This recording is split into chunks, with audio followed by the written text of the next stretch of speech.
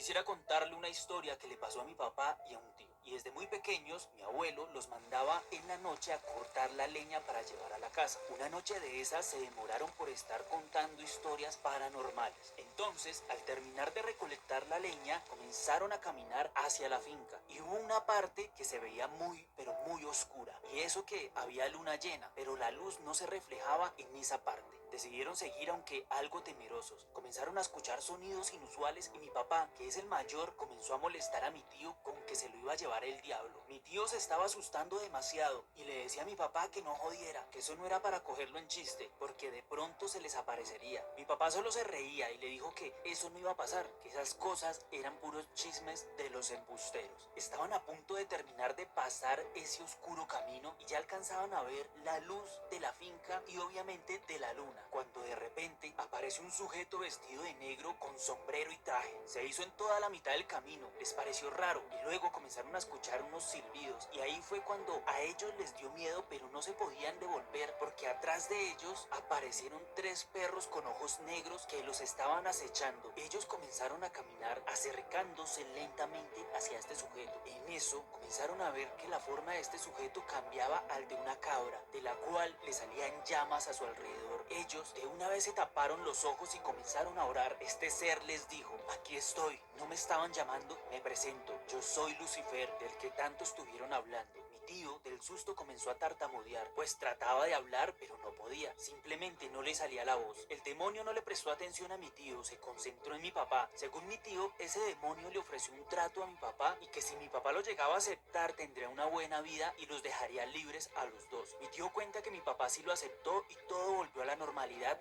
menos mi tío. Mi tío, después de todo esto, quedó gago o tatareto, como le dicen en otras partes de Colombia. Y ya, este ser desapareció ante sus ojos. Solo llegué a conocer la historia gracias a mi tío y siempre que la cuenta llora. Me ha dado bastante curiosidad saber la parte de mi papá, pero siempre que se lo menciono, me cambia el tema o se pone muy serio. Nunca nos ha contado su versión, pero algo es seguro, que de todos los hijos de mi abuela, mi papá ha sido el más exitoso.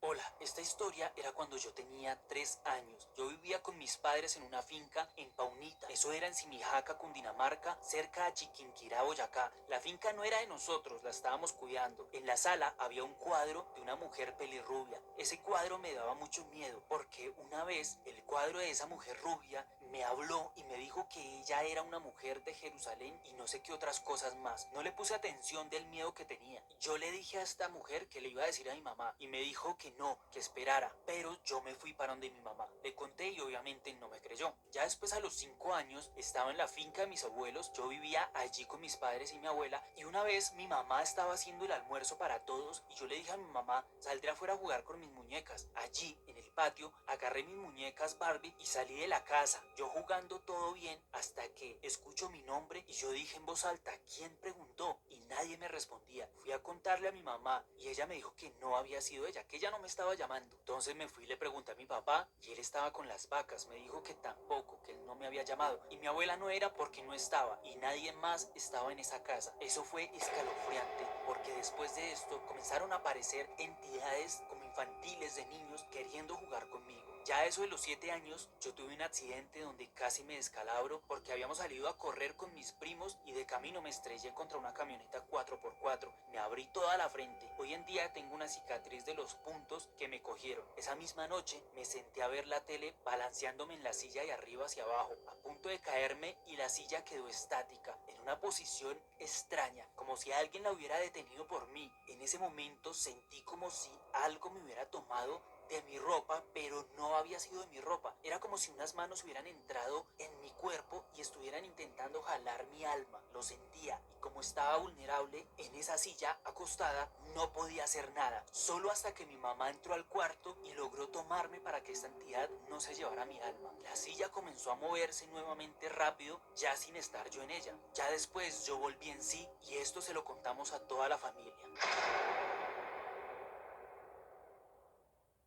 Saludos, su canal me recuerda las radionovelas como las de Calimán. Daban gusto del bueno. Felicitaciones, muy buen contenido, muy natural. No sé si la historia sea lo suficientemente apta para contar en su canal, pero aquí va. Esto pasó en Silvania, Cundinamarca, en la vereda o finca La Victoria. Mi abuelo tenía una finca a la cual en vacaciones yo iba con mi madre de paseo y ella se devolvía después para la ciudad y yo me quedaba allí. Me gustaba el campo y los animales en general. En ese entonces mi abuelo tenía su más reciente esposa, con ella tuvo 2 hijos, los cuales para esa fecha eran un año menor que yo, de 10 y 8 años. En una ocasión mi abuelo le pidió a mi tío que trajera el caballo del vecino del pueblo, ya que él estaba muy enfermo y no podía ir. Él mismo y su esposa estaban cuidándolo y los hijos no se encontraban. Pues yo pregunté si podía ir. Me dijeron que sí, para que llevara al otro caballo, el de mi abuelo, y para que yo me volviera en ese mismo. Yo estaba entusiasmado por hacer correr a Muñeco, así se llama el caballo, a todo lo que diera, pues como no teníamos menor peso, era súper fantástico la adrenalina pura en ese caballo, papá. La cuestión era que ya oscurecía y la finca quedaba a más o menos unos 30 minutos. Nos fuimos por el caballo para el pueblo, planeando que al momento de devolvernos apostaríamos una carrera a ver quién llegaba primero a la finca. Y en fin, llegamos al pueblo un poco antes. En una tienda de ese lugar estaba amarrado el caballo y mi tío se bajó. Entró a la tienda y dijo que Don Silva, por ponerle un nombre, lo había enviado a recoger el caballo y nos identificamos como familiares de mi abuelo. Y como era conocido, contestaron que no había problema. En fin, nos preparamos para irnos y competir, como ya les comenté, y ya había comenzado a anochecer. Cabe aclarar que no íbamos en sillas de montar, sino en enjalmas, que es para cargar por encima de esa silla. Entonces por encima de esta pasa una cuerda por la cual metíamos los pies y así no caernos de los caballos. Arriamos los caballos y empezó esta carrera hasta una parte que se llama el Alto del Guarapo. En esa parte no habían casas, eran solo potreros, bastantes árboles, y allí nos quedamos para esperar que los caballos descansaran. Pues claramente mi tío, que tenía más experiencia, llegó primero y yo lo alcancé en unos minutos. Empezamos a hablar cuando de repente los caballos empezaron a ponerse nerviosos. Se notaba porque estaban echando las orejas hacia atrás. Nos empezamos a poner nerviosos también. Sentíamos que entre las ramas había algo. Empezamos a escuchar unas risas y los caballos zapateaban. A nosotros se nos aumentó más los nervios. Mi tío llevaba una linterna y empezó a alumbrar alrededor, pero no veíamos nada. Pensamos que de pronto era su hermana haciéndonos una broma y de un momento a otro escuchamos un golpe como una palmada a los caballos. Ellos, cuando sintieron esas palmadas, se pararon en las patas traseras y de un susto nos cogimos del crin del caballo para no caernos. Los caballos comenzaron a correr y a correr por una pendiente de manera desenfrenada y no podíamos ver nada. Estábamos totalmente a oscuras. En fin, llegamos a la casa, paramos en el patio, nos regañaron por llevar los caballos sudados y porque los caballos todavía seguían nerviosos, y allí nos dimos cuenta que mi tía estaba en la casa. No había podido ser ella la que le dio las palmadas a los caballos. Contamos lo sucedido y nos regañaron. En la parte trasera izquierda de los caballos había una mano dibujada con el sudor del caballo, una mano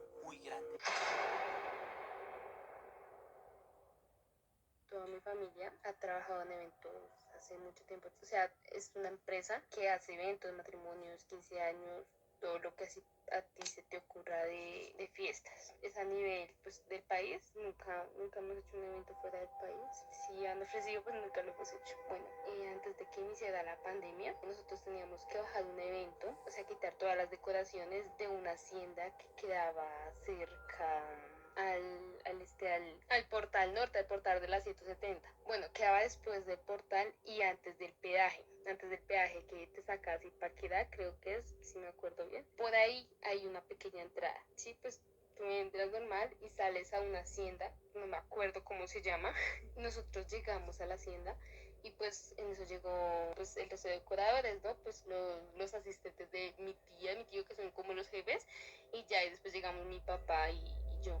No iban ahí porque pues el evento no era tan grande, era pequeño. Entonces nosotros hicimos lo normal, nos bajamos de la camioneta y comenzamos a recoger todo. La hacienda es supremamente grande, es muy grande esa hacienda y hay una parte donde hay caballos. Entonces mi familia y yo pues comenzamos a molestar que pasión de gavilanes y un poco de cosas así. Entonces en una de esas pues mi papá es mesero en los eventos y él me dijo, ay, el día que estaban haciendo el evento vinieron los de ellos, están aquí. Entonces yo lo miré tipo, ¿qué es esa vaina que van a estar haciendo aquí? Y dijeron que sí, que estaban grabando una cosa en el potrero. Y yo, ay, yo no le creo nada. Yo empecé a molestarlo así. La verdad, yo estaba muriéndome del miedo. Había muchos caballos y hay uno que me llama la atención, en ese momento, que era un caballo alto como color brown, pero como piel, o sea, no sé cómo explicar, como la cinta de mascarar, así mismito, pero con la cola café y y las patas cafés y así, es súper bonito el caballo. Entonces yo me quedé como acariciándolo unos minutos mientras mi tía y todos ellos recogían el resto del evento. Y los caballos se volvieron locos de un momento a otro. Y ahí yo me asusté, me caí para atrás y caí sobre el heno del caballo. Entonces el caballo se empezó a hacer para atrás, o sea, empezó a retroceder y se quedó pegado a la pared. Y a mí se me hizo raro, yo jamás había visto un caballo hacer eso. Entonces yo me levanté y me traté de acercar al caballo, pero como que no me dejaba, o sea, como que me levantaba su patica y me decía, no, aléjese, aléjese. Entonces yo me giré y pude ver una sombra. Yo mido unos 60, no, yo mido unos 57 y para mí alto es alto.